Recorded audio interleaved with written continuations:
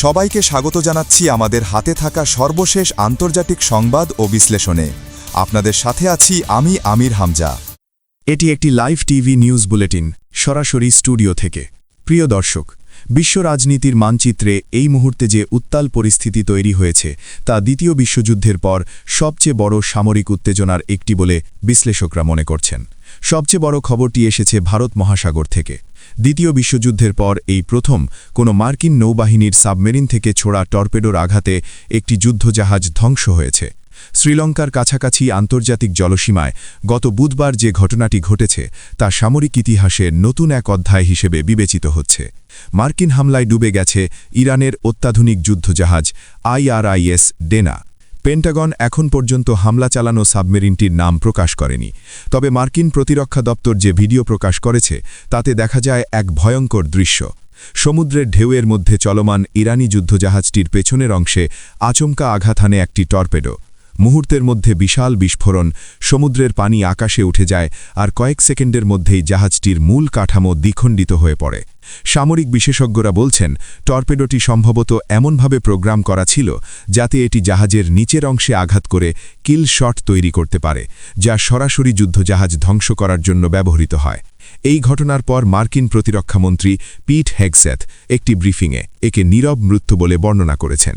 তার বক্তব্য ছিল স্পষ্ট, সমুদ্রের গভীর থেকে অদৃশ্যভাবে আঘাত হানার এই ক্ষমতা মার্কিন নৌবাহিনীর সবচেয়ে ভয়ঙ্কর শক্তিগুলোর একটি। একই ব্রিফিংয়ে জয়েন্ট চিফস অফ স্টাফের চেয়ারম্যান জেনারেল ড্যান কেইন পেশাদার সামরিক ভাষায় ব্যাখ্যা দেন যে টর্পেডোটি তাৎক্ষণিক প্রভাব তৈরি করতে সক্ষম হয়েছে, অর্থাৎ আঘাতের সঙ্গে সঙ্গে জাহাজের কাঠামোগত স্থিতি ভেঙে পড়ে এবং সেটি দ্রুত ডুবে যায়। এই ঘটনার পরই পরিস্থিতি আরও উত্তপ্ত হয়ে ওঠে উপসাগরীয় অঞ্চলে। ইরান পাল্টা বার্তা দিতে শুরু করে একাধিক ফ্রন্টে। বাহরাইনের রাজধানী মানামাতে অবস্থিত একটি গুরুত্বপূর্ণ বাণিজ্যিক কমপ্লেক্সকে লক্ষ্য করে হামলার খবর সামনে এসেছে। ইরানের আধা সরকারি সংবাদমাধ্যম ফার্স জানিয়েছে, শুক্রবার গভীর রাতে মানামা শহরে ফিনান্সিয়াল হারবার টাওয়ার্স নামে একটি বাণিজ্যিক ভবন লক্ষ্য করে হামলা চালানো হয়েছে। এই কমপ্লেক্সে ইসরায়েলি দূতাবাস অবস্থিত বলেই এটিকে লক্ষ্যবস্তু করা হয় বলে দাবি করা হয়েছে। আল জাজিরা এই ঘটনার খবর প্রকাশ করে জানায়, হামলার সময় এলাকা জুড়ে আতঙ্ক ছড়িয়ে পড়ে। বিস্ফোরণের শব্দ বহু দূর পর্যন্ত শোনা যায়, যদিও এখন পর্যন্ত হতাহতের কোনো নিশ্চিত তথ্য প্রকাশ করা হয়নি। বাহরাইনের কর্তৃপক্ষ ঘটনাটি তদন্ত করছে বলে জানিয়েছে। এদিকে সংঘাতের আরেকটি বড় ফ্রন্ট খুলেছে লেবানন সীমান্তে। শুক্রবার ভোরে লেবাননের সশস্ত্র সংগঠন হিজবুল্লাহ ইসরায়েলি বাহিনীর বিরুদ্ধে ব্যাপক হামলা চালিয়েছে। সংগঠনটি নিজেই টেলিগ্রামে দেওয়া বিবৃতিতে হামলার দায় স্বীকার করেছে। তাদের দাবি, সাম্প্রতিক সময়ে লেবাননের ভেতরে প্রবেশ করা ইসরায়েলি স্থলসেনাদের লক্ষ্য করেই এই আক্রমণ চালানো হয়েছে। হিজবুল্লার যোদ্ধারা লেবাননের মারুন আল রাস এবং কাফারকিলা অঞ্চলে অবস্থানরত ইসরায়েলি সেনাদের ওপর সরাসরি হামলা চালায়। একই সঙ্গে অধিকৃত গোলান মালভূমিতে অবস্থিত ইসরায়েলি সামরিক ক্যাম্প ইয়োভ লক্ষ্য করে রকেট ও ড্রোন হামলা চালানো হয়। আরও একটি বড় হামলা চালানো হয় হাইফা বন্দরের একটি গুরুত্বপূর্ণ নৌঘাঁটির ওপর। যদিও ইসরায়েল এখন পর্যন্ত এসব হামলায় বড় ধরনের হতাহতের তথ্য নিশ্চিত করেনি, তবে সামরিক বিশেষজ্ঞরা বলছেন এই আক্রমণ কৌশলগত দিক থেকে অত্যন্ত গুরুত্বপূর্ণ, কারণ হাইফা বন্দর ইসরায়েলের বাণিজ্যিক এবং সামরিক উভয় কার্যক্রমের জন্য একটি প্রধান কেন্দ্র। হিজবুল্লাহর এই হামলার আগে তারা লেবানন সীমান্তের বিতর্কিত এলাকায় বসবাসরত ইসরায়েলি বসতি স্থাপনকারীদের এলাকা ছেড়ে চলে যাওয়ার সতর্কবার্তা দিয়েছিল। অনেক বিশ্লেষক মনে করছেন এই সতর্কবার্তা এবং পরবর্তী হামলাগুলো সংঘাতের মাত্রা আরও বাড়িয়ে দেওয়ার একটি পরিকল্পিত কৌশল।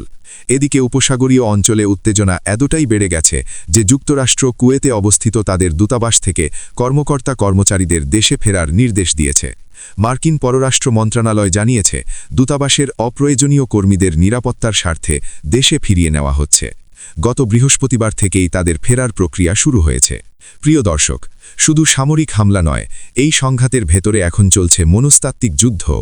ইরানের ইসলামিক রেভলিউশনারি গার্ড কর্পোরেশনের পক্ষ থেকে ব্রিগেডিয়ার জেনারেল আলী মোহাম্মদ নাইনি একটি বিস্ফোরক সতর্কবার্তা দিয়েছেন। তিনি বলেছেন, ইরান দীর্ঘমেয়াদী যুদ্ধের জন্য পুরোপুরি প্রস্তুত, এমনকি শীঘ্রই নতুন প্রজন্মের কৌশলগত অস্ত্র ব্যবহার করা হতে পারে।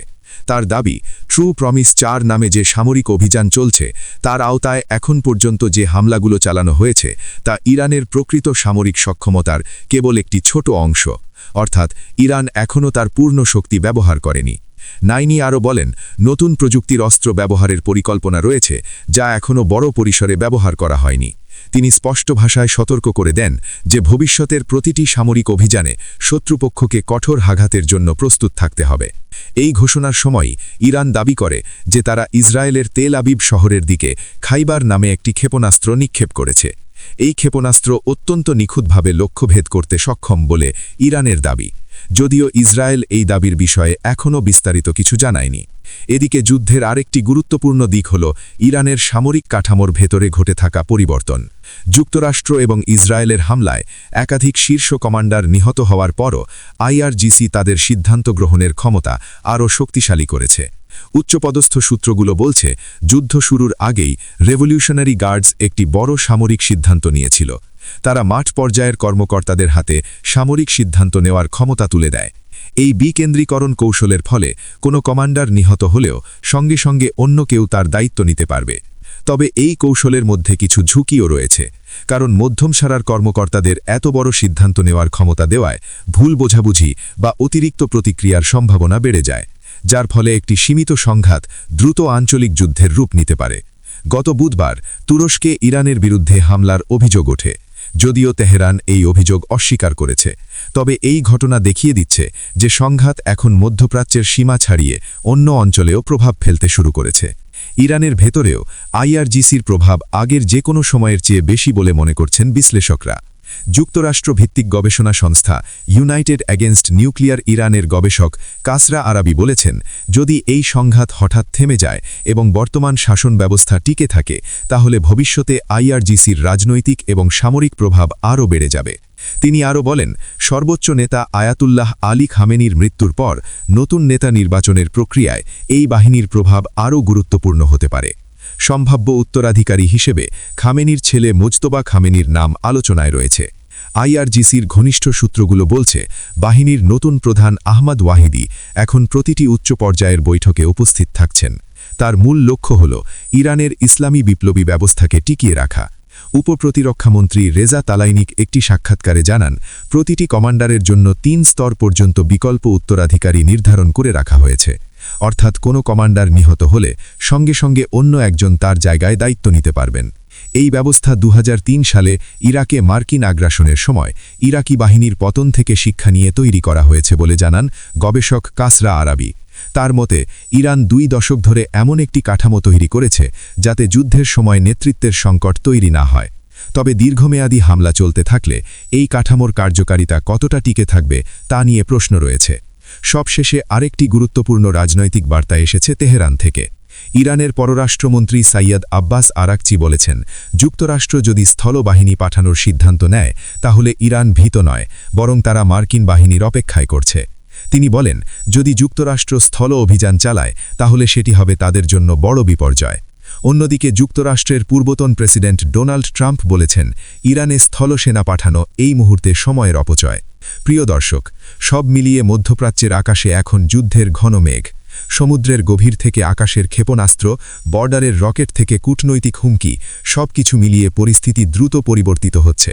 এই সংঘাত কোথায় গিয়ে থামবে, সেটাই এখন সবচেয়ে বড় প্রশ্ন। স্টুডিও থেকে আপাতত এতটুকুই। পরিস্থিতির প্রতিটি মুহূর্ত আমরা নজরে রাখছি। নতুন কোনো বড় খবর এলেই আবার ফিরে আসব লাইভ আপডেট নিয়ে। সঙ্গে থাকুন।